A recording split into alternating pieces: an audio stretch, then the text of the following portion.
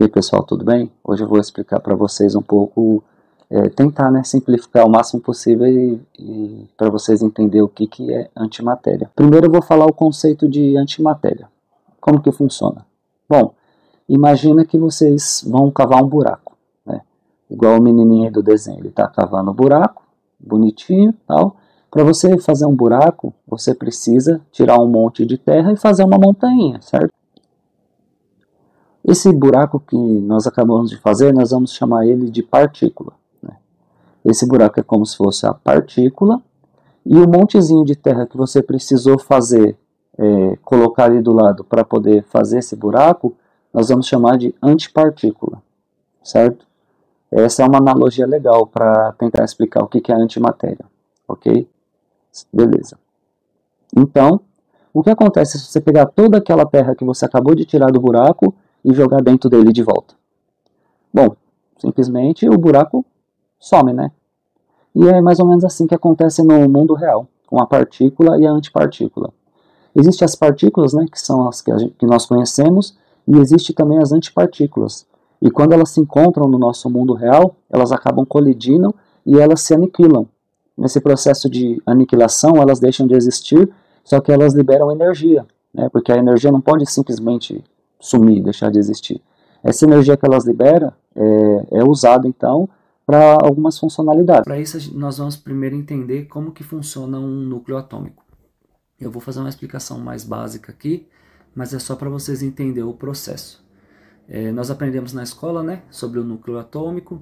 Sabemos que lá no núcleo, como vocês podem ver, tem os prótons, que estão de vermelhinho ali, tem os nêutrons, né?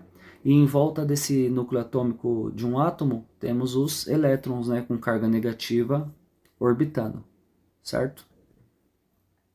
Agora nós vamos dar um zoom nesse núcleo, né? Vamos dar um zoom aí no núcleo, né? O núcleo ele é formado de prótons e nêutrons, certo? Bom, os prótons, se a gente conseguisse dar um zoom ainda mais, nós vamos ver que os prótons eles são feitos de partículas que nós chamamos de quarks. E os nêutrons também. Esse U e D, que vocês podem ver aqui, ó, U e D, são os quarks que formam o próton e o nêutron. O próton é o de vermelhinho, tá vendo? O próton ele é formado por dois quarks up e um quark down, que nós chamamos. E o nêutron, que está de verdinho, é feito por dois quarks down e um quark up. Tá, mas e o que isso implica? Calma aí que eu vou chegar lá, quando eu vou falar de radiação. Vocês estão vendo essas linhas em laranjinha aí, no desenho? Então, nós chamamos elas de gluons. É como se fosse a força que faz as interações entre esses prótons e esses nêutrons. Tá? Dado isso, o que acontece? Aqui, ó, vamos lá. Vamos pegar um próton. Quando um material está emitindo radiação, quando uma molécula ali, um átomo ele está emitindo radiação, o que está acontecendo aí? Nesse caso dessa radiação, eu vou falar da radiação beta+, tá bom? Tem vários tipos de radiações, mas essa beta+, é a que importa aqui para o nosso tema, certo? O que acontece? Lembra que ele é formado por um quark up, lá dentro do núcleo, esse próton? Então, quando esse próton libera esse quark up, que é representado pela letra U, esse quark up ele acaba se transformando em um quark down, certo? E ele libera um bóson, que é esse W+ aí. Um bóson é uma outra partícula, tal, mas ela tem uma energia e ele se aniquila rapidinho, ele sobrevive muito pouco tempo, né? Aí deixa para um outro vídeo, aí eu explico melhor, tá? Mas o que esse bóson faz? Bom, esse bóson nesse processo ele emite um positron. Tá vendo esse E+? Aí, esse E+ quer dizer que é um positron. O que é um positron? Positron é justamente a antipartícula do elétron. Ele tem as mesmas propriedades do elétron que nós conhecemos, que é o spin, a massa, a carga, o valor absoluto, claro, só que ele tem uma coisa diferente, que é o sinal.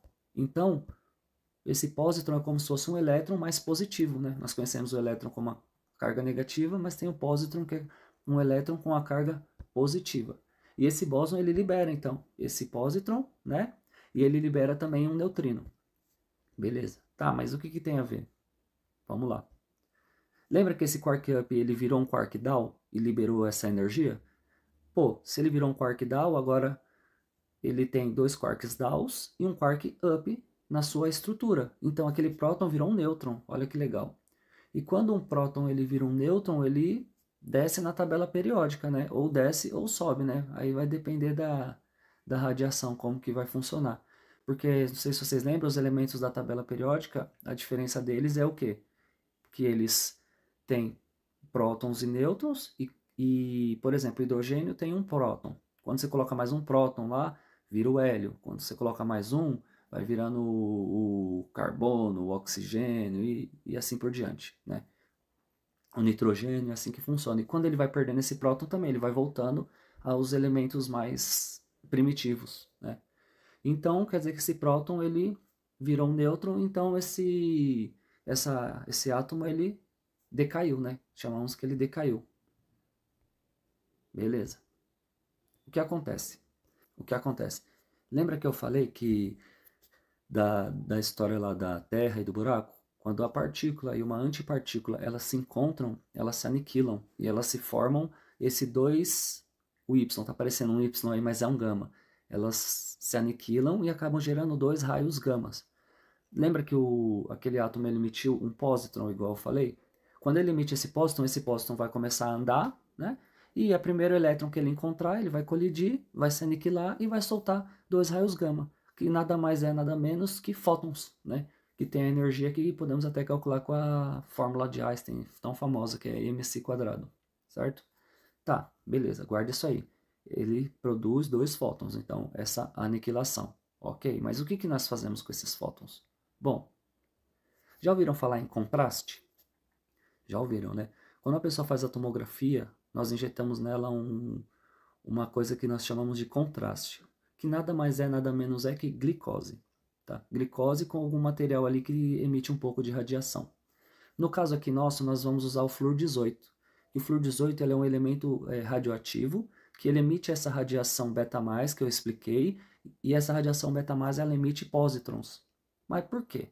O que acontece? Quando você coloca esse flúor 18 nesse contraste e injeta na pessoa, o câncer ele precisa de muita energia. Então, possíveis células cancerígenas, elas vão puxar mais energia, então elas vão puxar toda essa glicose para pontos do corpo que têm possíveis vestígios ou possíveis cânceres.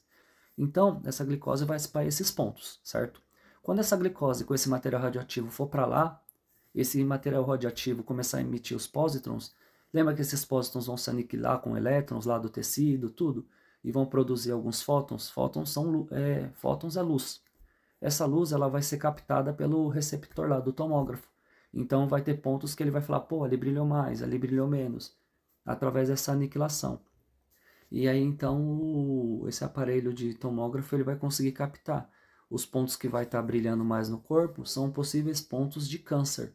Por quê? Porque ali as células estão exigindo mais energia, estão puxando mais glicose e através desse processo que funciona o PET scan, né? Que é tomografia por emissão de pósitron. Eu tentei dar uma boa resumida assim, mas é basicamente isso.